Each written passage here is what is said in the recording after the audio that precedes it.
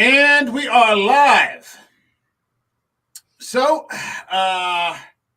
good health in mind and all that, as we were just discussing before we went on the show. Welcome to episode 134 of An American Werewolf in New Jersey. I am the American Werewolf. In the house tonight, we've got the returning guests here, the Walk the Cinema podcast. And it's always a treat to have you two on the show. I like talking movies with you. I like talking to you guys. And thanks again for agreeing to do this. There was, a little miscommunication, but I appreciate you being flexible and taking the time to come and shoot the breeze for a little bit. So welcome back to the show. Yes, thank you for having us. Yes. Yeah. We've been doing this back and forth a few times with a few movies here and a couple movies there. And tonight we're covering a movie that we've covered on your show, Walk the Cinema, which is Personal Shopper. And I was hoping at some point, and luckily enough we are, that we would get a chance to cover Personal Shopper on this show because it's a movie that I don't think anybody's talking about. Especially if you're like in the horror or the sci-fi or the paranormal community. It's one that's just going right over everyone's heads. It's a fantastic movie. I watched it again because I always do that in preparation for a show, even though, I think we did our show together in May. Mm-hmm. And if you guys are ready, I guess we can get it going. Shall we get started? Yes. All right. Boogie woogie.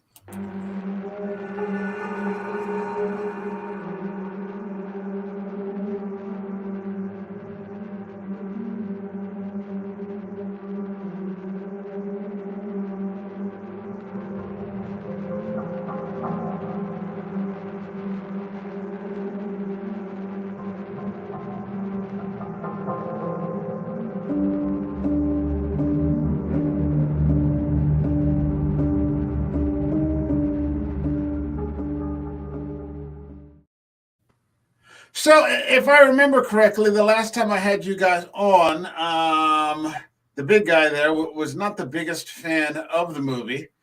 You were like, I wasn't exactly.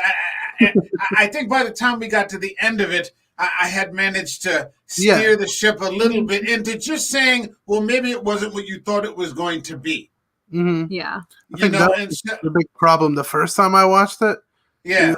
So, like, out of left field. That I don't know, it just hit wrong. And then the second time I liked it better, but I still thought it didn't commit to either side of being horror or being suspenseful, or I don't know, tonally it wasn't totally there for me, but you did sell it. You did make a good job of making me like it more. Well, I never had a career in used cars, but for these sorts of things, and I think that's important in that we bring different points of view when we have these discussions. So, I might guest on your show, or, you guest on mine, or, other shows. And so, each person that comes on the show brings a different perspective. And sometimes, or maybe even a lot of times, there's, uniformity, uniformity of thought. We thought this was great, or we thought this was not. And, we agree here. But I think sometimes the best conversations are the ones where that doesn't happen. And you actually get to hear something different, which is, what adult conversation is supposed to be. So, I no problem whatsoever. Personal Shopper, for those in the chat, is a film starring Kristen Stewart. And I remember the last time I was on your show, we were talking about it, and I said, I couldn't believe that I was raving about a Kristen Stewart movie, because I was used to just bagging her from the Twilight series. And you had said that, that was right up your alley in the time frame for where you were. Mm-hmm. So you're like, I got caught up in the hoopla. So, there's more of a natural carryover because you already have this appreciation for her from these. Okay, well, now she's doing something different. I'll check that out. For me, it was a tougher sell, because I was like, well, I wanted nothing to do with these other movies. I tried a couple of them. There's just too many years there. for me to sort of buy into it again. But then to find another movie that she did called Underwater, and then this, and now I'm hearing, I still didn't see Spencer, which I think we were talking about. Yeah, And that was great. yeah, I want to see that. And then she was just recently in that new Cronenberg movie with Viggo Mortensen. Oh yeah, Crimes of the Future. Did you see it? No, we missed it in theaters. Yeah, I'm dying to, and so it didn't strike me as a movie that you had to see on the big screen. Mm-hmm. So one of these days, when it comes to one of the streaming channels or something like that, I'll be sure to catch it, or maybe I'll just buy a copy or something like that. This movie though is original. I think it's an original premise, and I think that's why people have a hard time categorizing it. It's the story of a character named Maureen, who is 3 months into the mourning of the death of her twin brother. Both brother and sister claim to be mediums and have struck a deal in life that says if one dies before the other, the dead sibling will reach out from the afterlife, as sort of a confirmation, and to let them know that they're okay, and that there is such a thing as the afterlife. Mm-hmm. And so Kristen Stewart is Maureen, now the living sister, and she's been waiting there in Paris for some sign from her dead brother, which really is kind of a morbid concept. Yeah, it's a morbid concept. I wouldn't go so far as to say it's empty, but it doesn't attract a large crowd. And she, there's not a great deal of support for a thing like that. I mean, that is literally as an adult, a 20-something, late 20-something adult, which I think 27 she's playing, what she is doing. And so there's not a lot of relatability. And so, again, watching it last night, I got home late and I'm like, you know what? I'm going to get started on it until I fall asleep, because I got home kind of late and, just go as far as I can. And it struck me watching it this time, how alone she is. Yeah. She's just, there's nobody for her to talk to. And she spends the majority of the film by herself. They're just kind of filming her. And I just think she does a great job. Go ahead. I'm talking too much.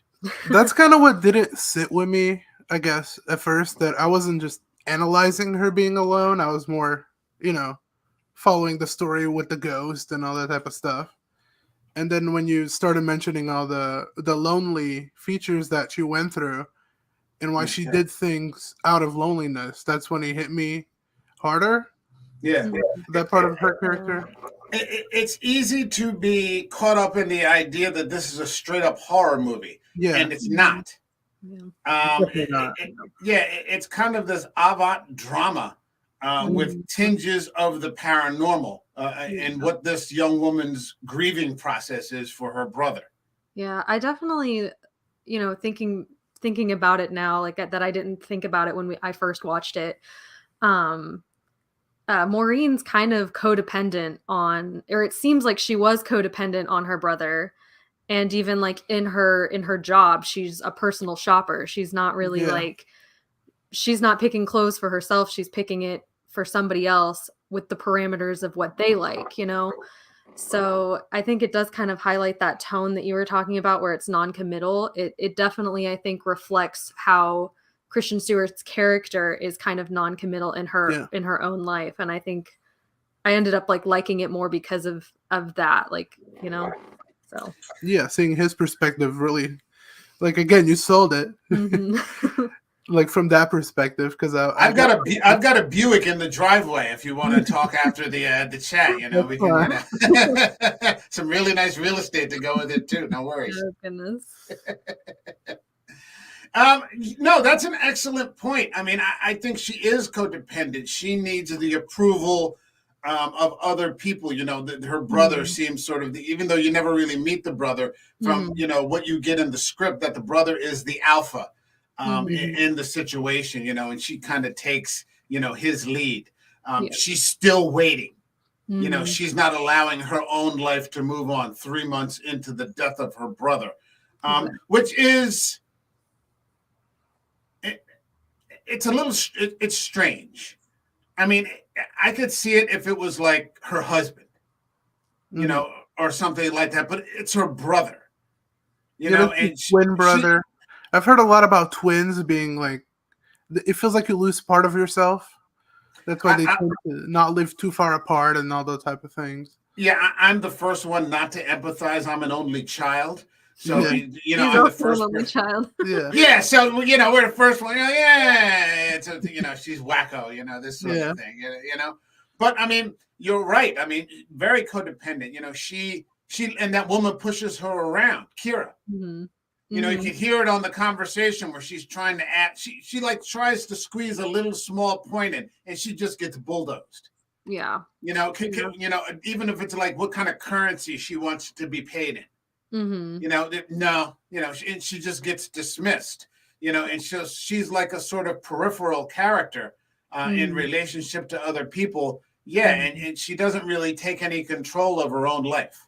Yeah. And I think that's why she was so attracted to the random text messages that she was getting, because they were telling her that she should make the decisions that she wants to make instead of her just kind of living life where people are kind of pushing her around, kind of, because I think she even winded up in Paris because of her brother. It wasn't like she was there because she wanted to be there. It's because her brother was there. And the texts are the first motivation that she gets to like do the things that she wants to do, and not because of anyone else, but because she wants to do them.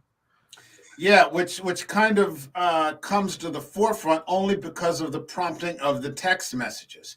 So she's looking for, I mean, because it starts off where she's just like staying in the house where he lived, and so at night, in the dark, with like a camping lamp, you know.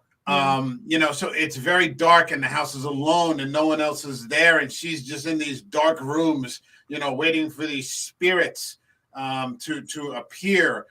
So even in death, her brother is still, you know, kind of leading her. And it's kind of an empty, vacant existence, you know, that she has. There's no interactions really of any substance. You can tell that her brother's girlfriend just kind of wants to get away, you know, from that situation. She wants to move on, which is a healthy thing, you know. You know, we a little later on we find out some other things, but you know, most of these other people seem to be in the process of, you know, picking up the pieces, you know, and moving on with life, whereas she's still, you know, just kind of hanging around. Hold on a second. We have a couple of comments. We have, it's Slasher Fred. What's up, Fred? My man, Fred. It said, speaking of horror, if you guys ever see that movie called Panic Room, it starred a very young Kristen Stewart. Yeah, it's a Fincher movie, and I only saw it once. It's with Jodie Foster. I think Forrest Whitaker's in that too. It was very good. At some point, maybe I'll check it again. Okay, and we've got Patrick from Have Cheetah Will View, and it says, hello, one and all. Patrick, I sent you a message, so check that out and get back to me when you get a chance. And Patrick is a huge proponent of IFC films.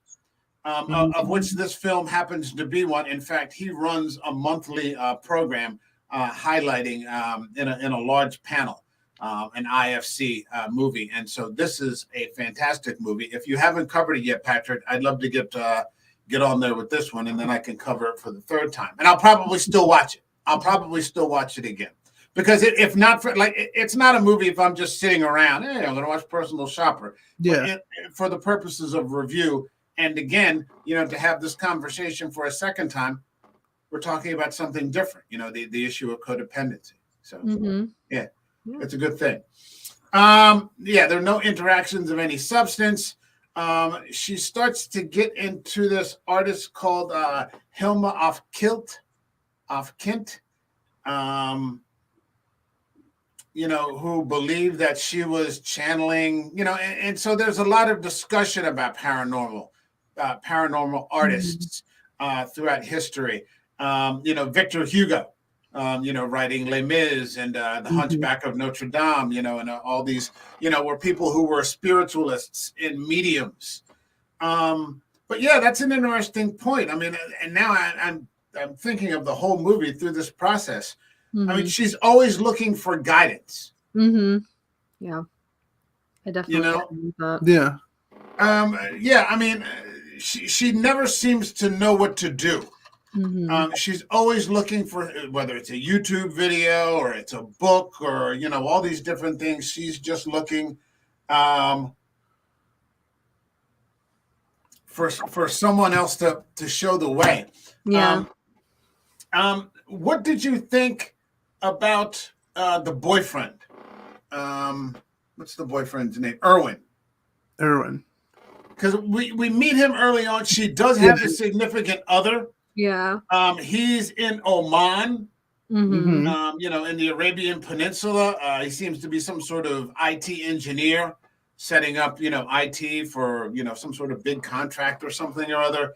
What were your thoughts on him? I'll let you go. I don't know. He kind of felt absent. I kind of forgot about him throughout the story. I know she moves in with him at the end, Mm-hmm. but besides that, I kind of forgot about him up to that point. Like, he shows up very sparingly. I don't know how important he feels to her, even though he's supportive of her.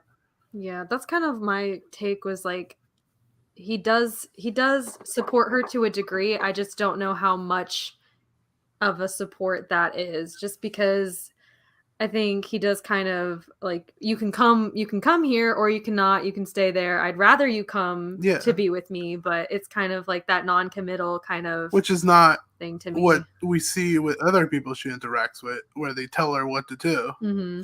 Yeah. She doesn't get told, so she doesn't know what to do. She's indecisive because he's Yeah. not telling her, like, you need to come here, kind of like, you have to come here.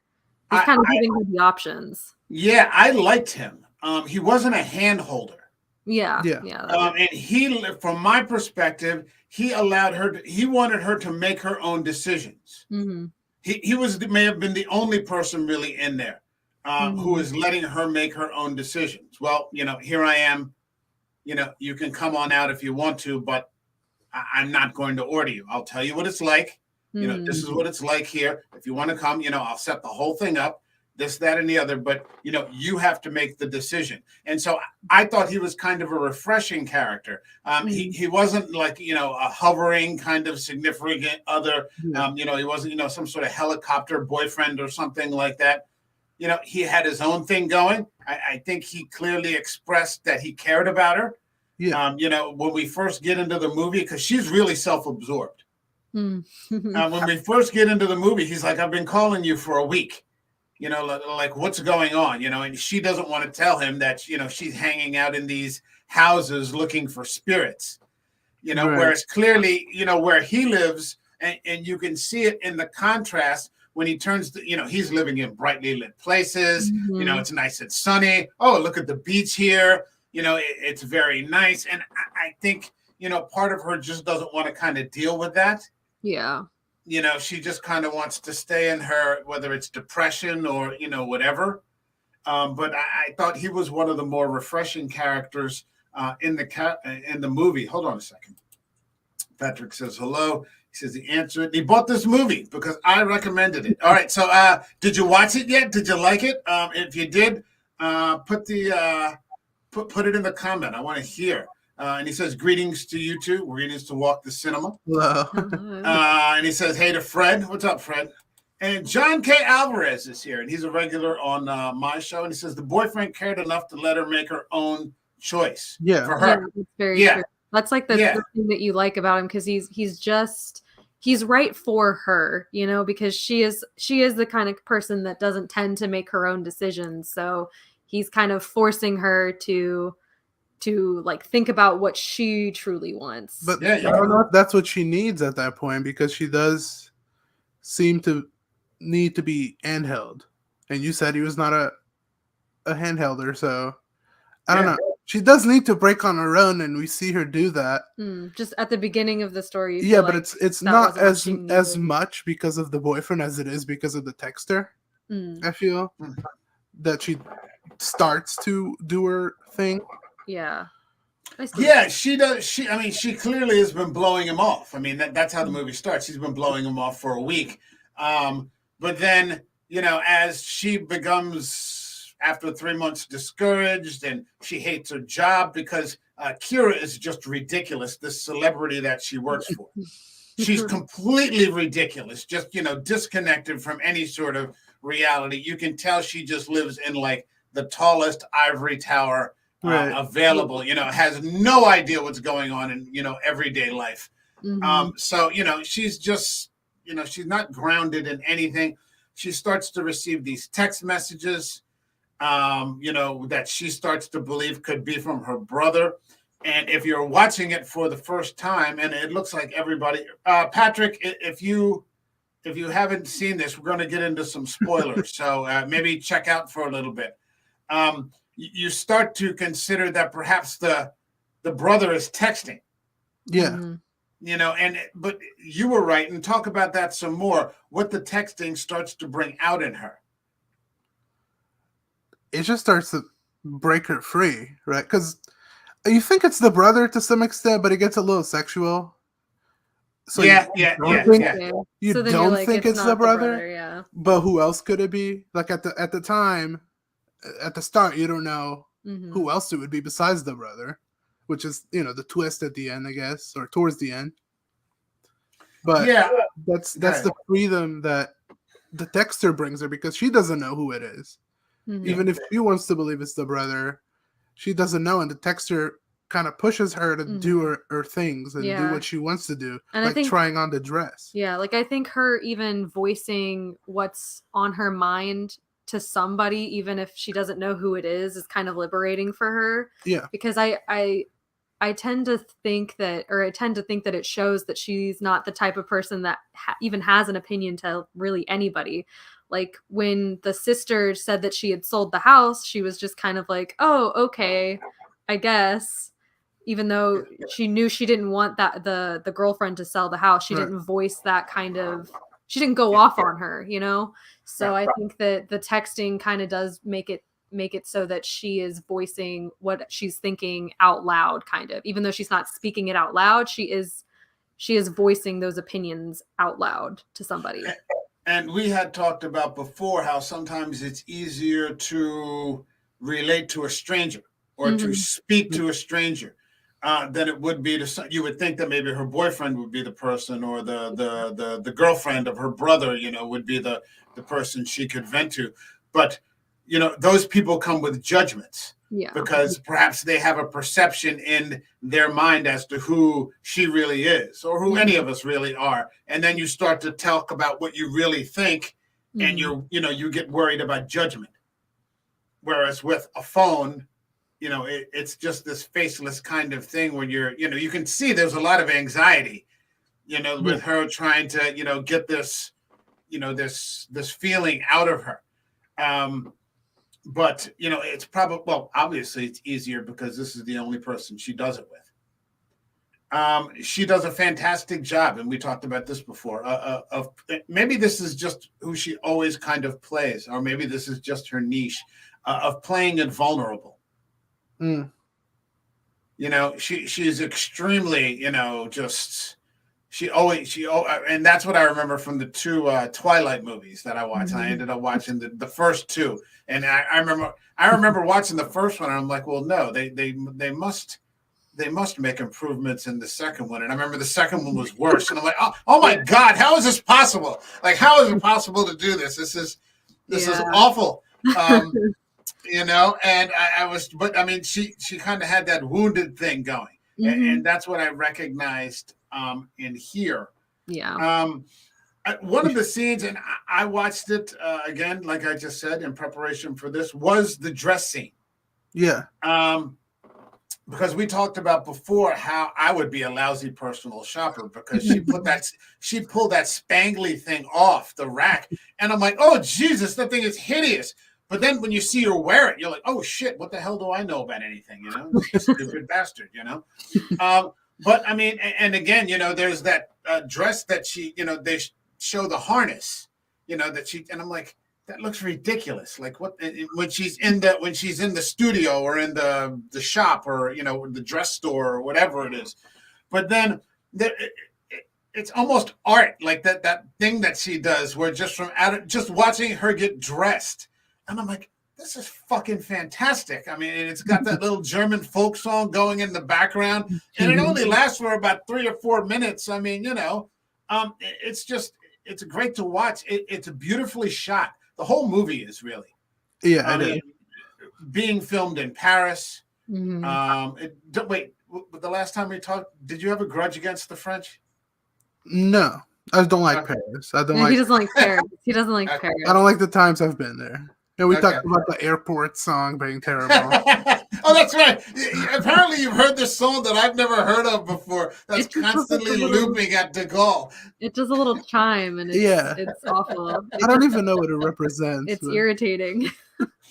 I think they're just waiting for you to walk in. They've got some sort of, like scanner No, ID, and the minute they do, hit it. We've looked it up on YouTube, and people complain all the time. Yeah. Well, the city itself of Paris, despite your negative experiences, is actually quite beautiful to look at. And they certainly highlighted that here, while never really focusing on anything. I mean, just to watch her drive that little stupid scooter through the city at night, and at twilight. There's some scenes in London, and what I assume would be on location in Oman.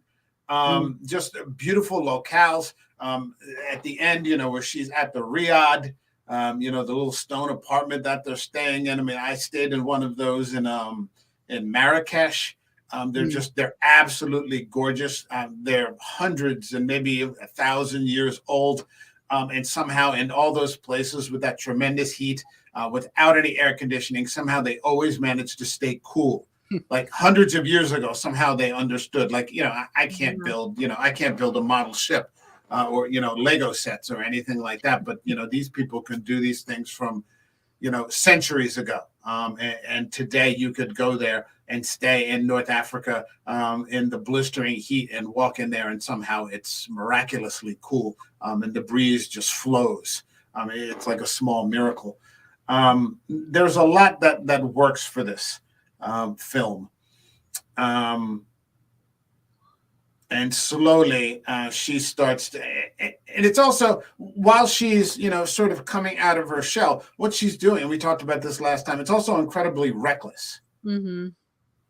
Yeah, every time she does something, it's you're kind of sitting there like, this is going to go poorly for you. Well, I think she's at a point where she has nothing to lose.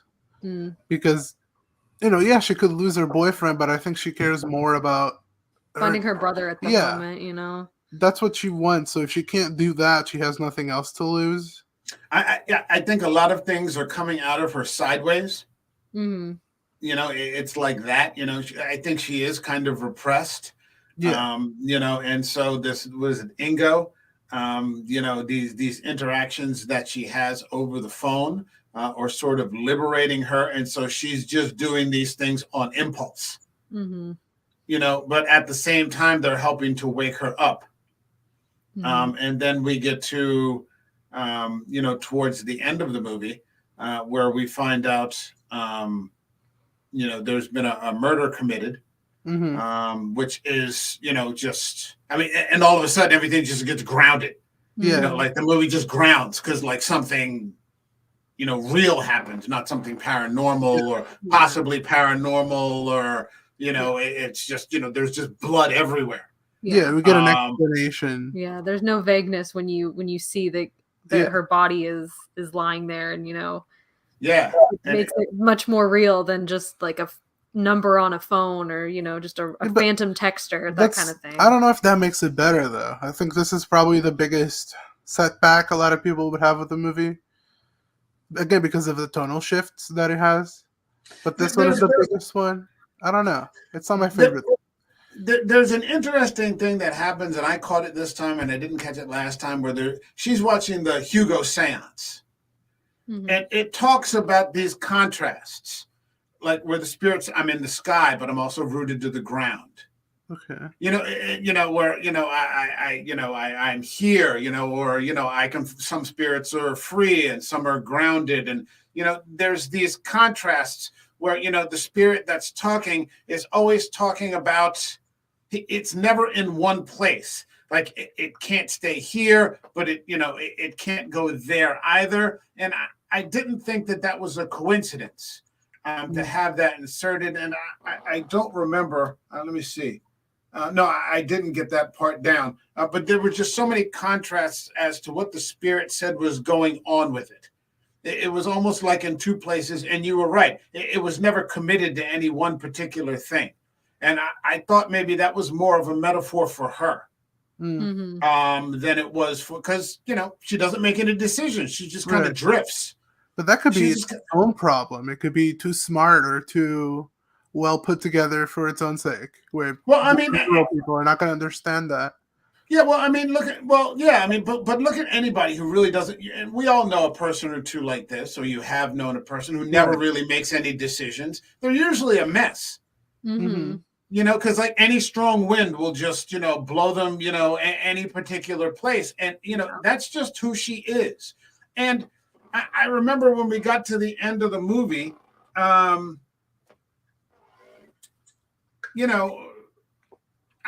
didn't finish the movie on such an optimistic note like I did last time. She seems still...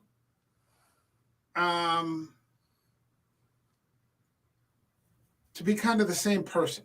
Yeah, I do agree with that, because I think that she's sad that she might be the only person that is like in the reins of her own life, because she asks like, "Are you there? Or is it only me?" And it kind of like implies that it is only her. It also implies that she's where she was when she started. She's looking for something else. Yeah. She's looking Yeah, even finding her brother, who, that scene happens in the house. And it's a great scene.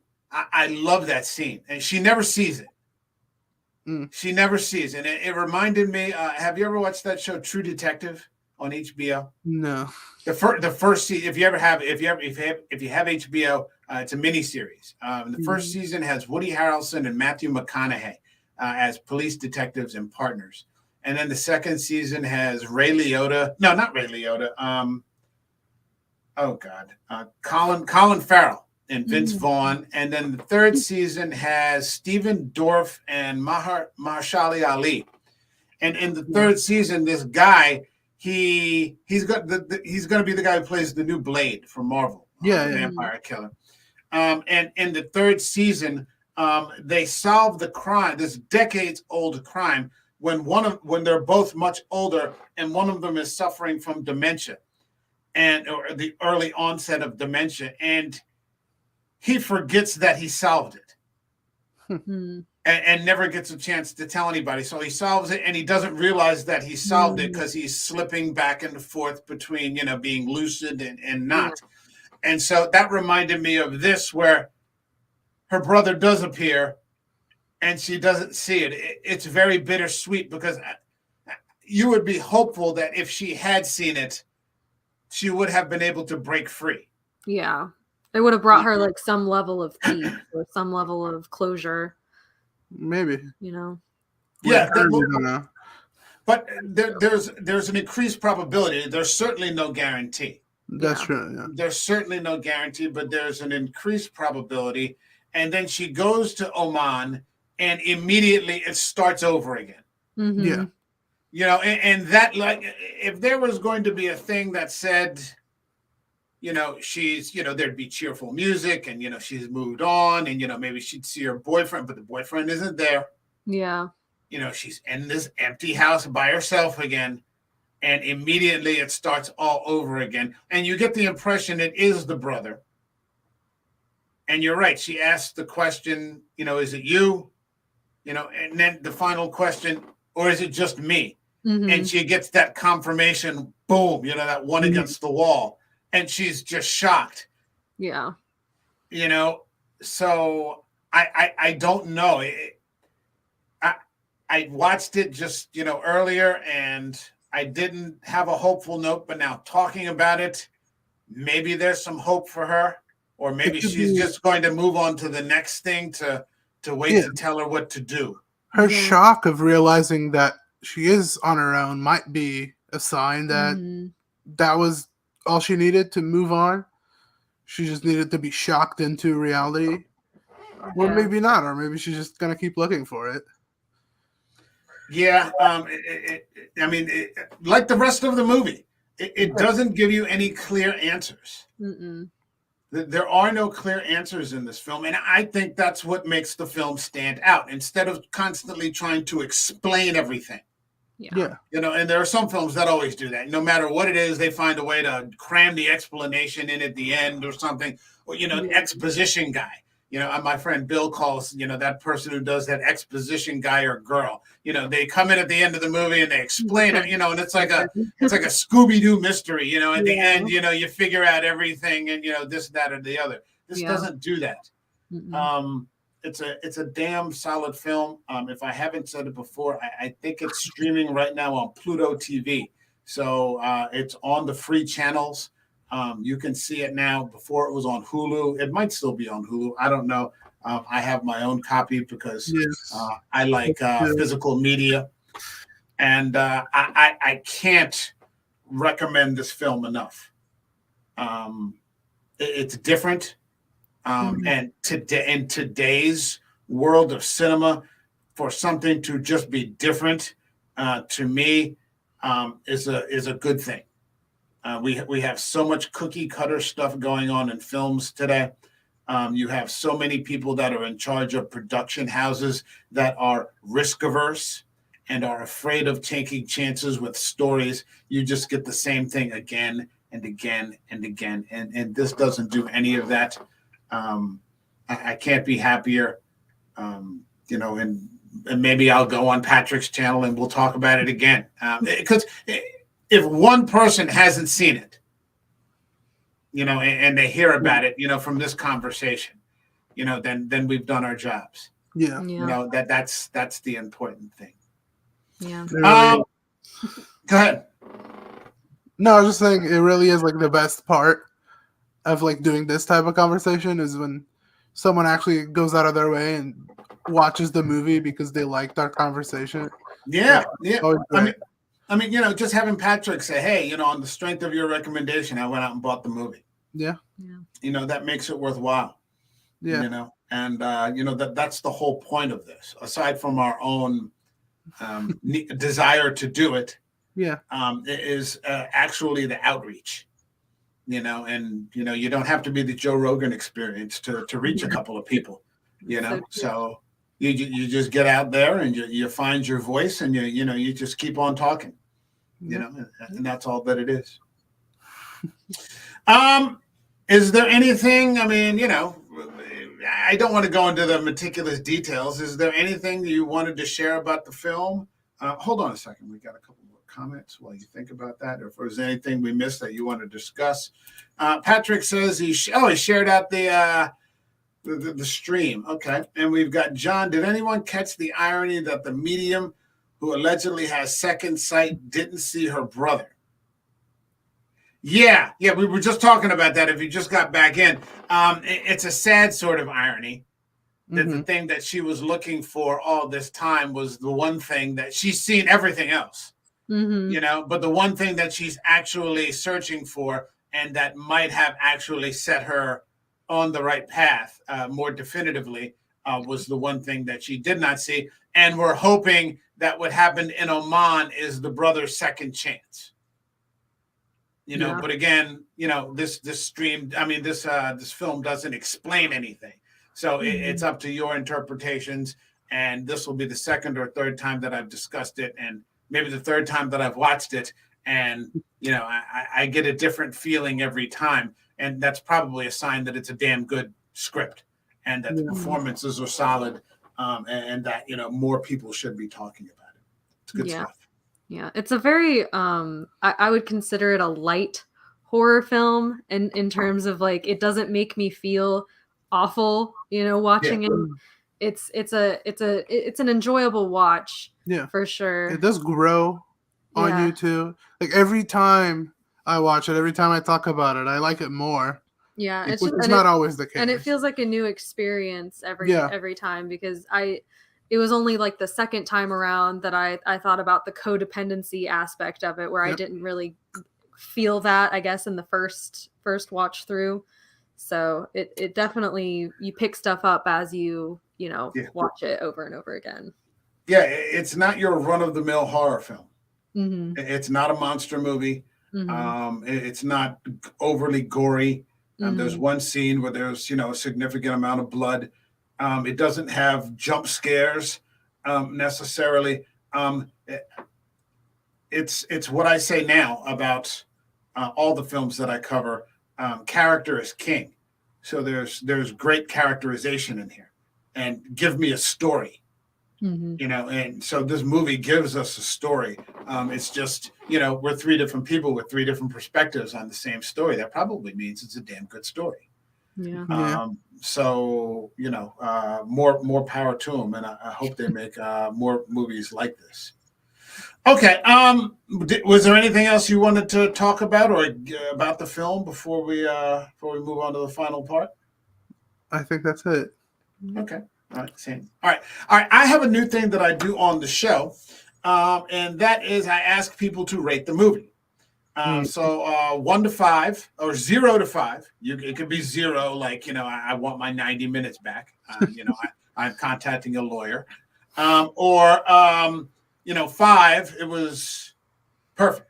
It was perfect. It was Lawrence of Arabia. It was The Godfather. It was, The Dark Knight. It was whatever. And half stars are allowed. So you can go from 0 to half to 1 to 1.5, all the way up to 5. Patrick, hold on a second. Patrick gives it a 5. Okay. All right. That's good. Okay. You two go first. You each have your own number, of course. I'm gonna stick to the 3.5 that I gave it on our show. Okay. But yeah, definitely room to grow. Mm-hmm. Yeah, it's definitely a movie that I always think about. It's one of those that stick with you, and you never forget that you watched. And yeah, it has room to grow for me. There are tons of movies out there that you watch, and you're like, "Well, I'm never watching that again." Yeah. Yeah. And this is not one of those. Yeah. And so here we are again. What about you, young lady? I think I'm also gonna say a 3.5. I think that feels good to me in terms of how much I guess connected with the story. I do enjoy it, and I do think that it definitely has a rewatchability that a lot of other things maybe don't. Like I said, it's a very light psychological thriller. I don't like those types of movies where I watch them and they just make me feel anxious the entire time. We watched The Hunt the other day, the Dutch movie. It's Danish movie. Okay. And that movie made me feel anxious the entire time. And I think that this movie is a nice, enjoyable watch for like what it is. And yeah. Okay. All right. Quick question. Did Gerald's Game make you feel that way? Because that was kind of an icky movie. It is an icky. I didn't think about it at the time. I just, there's some Stephen King and this is available. And I'm like, oh, Jesus, it is icky, but it's icky in a different way. Because I feel like I mentioned The Hunt because it's about a man that gets accused of being a child molester when Mads Mikkelsen. I saw your video about that. No. Okay, yeah. Okay, yeah. I did see it. That makes me feel like helpless towards the character. Like I wish I could help them, kind of. Yeah. I can't do anything, and it's like that kind of feeling where you like know something is wrong and you can't do anything. Whereas like Gerald's Game, it like makes you icky because the material's icky, but it doesn't necessarily give me anxiety that I can't like control the situation, I guess. Because with The Hunt, it turns out it's a false accusation. Yeah. It's just some kid who just shot off something, some little kid who just said something one day, and then people just ran and, grabbed it and ran with it. Yeah, that's right. Yeah. Mads Mikkelsen is so fucking good. He is. So He's good. Great. Oh man, have you seen his Hannibal? No. It's always been on my list, but I've never watched it. I thought that was going to be the biggest piece of crap, and it is just beautiful to watch. 3 seasons, every episode, and what makes it? And who would think that someone can take on Hannibal Lecter, and do it right? Yeah. To in my mind now, and we just did Red Dragon a few weeks ago. Mads Mikkelsen is Hannibal Lecter. It's not even Hopkins anymore. No, it's fantastic. So if you get a chance to watch it, please do. Please do. Can't implore you enough. All right. My vote for this, I'm going to go to 4.5. Because, like I said, give me a story. Give me characterization. You've got strong performances. I've got what I consider on my hands an original story. I don't know of another film like this. I don't know that I have another film that, this movie did it better, or, it's better than this. There are no films out there that I can think of that are this good. It might be, and Patrick, if you're watching, this might be the best IFC film, because I'm more of an A24 guy, but Patrick's IFC. This might be the best IFC film in its catalog, at least that I've seen this far. Kristen Stewart is just great. And you can just tell how powerful she is by how small she can play it. She doesn't play it, screechy or whiny or any of these sorts of things that she's in most of the scenes by herself, interacting with a phone. Yeah. And you're just like, this is just fantastic. Yeah. So I wouldn't go so far as to say 5 would be like The Exorcist. 5 would be Lawrence of Arabia or Ben-Hur, or Apocalypse Now or something. It's not that, but it's damn good. So I'm going with 4.5. All right. Somehow we've managed to hold on. Patrick is excited about the 5. Okay. Oh, the 4.5. So yeah, I'm going 4.5. John gives it a 5. Okay. And IFC really releases some true gems. Yeah, and this is among the best of them. This is a crowning achievement. Okay, I think that's about it. Somehow we've managed to go almost 15 minutes, again, talking about Personal Shopper. I hope it wasn't too much of a labor. No. Tell people where they can find you. I'll let you. Walk the Cinema podcast on every podcasting platform and YouTube and Twitter, and that's pretty much it. Okay, so they'll be on Twitter and YouTube, and about once a week you guys hit with a new video? Every Monday. Yep. Okay, very nice. All right, very cool. Now, if I'm not mistaken, you guys are coming back tomorrow? Yes.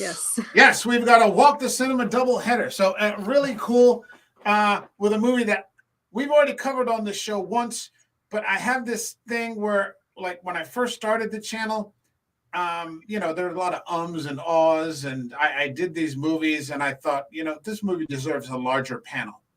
So tomorrow we'll be back for the final show of the week with an original Netflix film based on Adam Neville's novel called The Ritual. And The Ritual is just a fantastic horror movie. Again, another original story. I can't wait to get into it. Walk the Cinema is going to be here. I'm going to have Ben from Cadaver Club is going to be here. I'll see if I can grab anybody else on the fly. Patrick, John, if you guys want to get in, you're more than welcome. You just got to get some Netflix and watch The Ritual. It's fantastic horror. And again, because it's fantastic, no one's talking about it. Because we got to keep talking about the same schlep, of watching Jamie Lee Curtis and another senior citizen who tried to kill her 45 years ago. Nobody wants to see 2 senior citizens fighting. That's like something you see on Instagram on like a joke video. And somehow they've managed to keep carrying this thing on. And people have no shame. There's no shame. The worst. All right. So Patrick says he's dashing the sub to your channel now. So you're going to, that's cool. Thank you, Patrick. He says he doesn't have Netflix. All right. Okay, I'm going to break off because, unfortunately, I have to be back in 10 minutes now to discuss Robert Rodriguez's Sin City, which was 2 hours I'll never get back. But my thanks, my sincere thanks to Walk the Cinema again for taking the time to come on My out and pleasure. chat this film up. And I'll see you guys tomorrow. And that's it. Have a great night, everybody. Take care. Peace.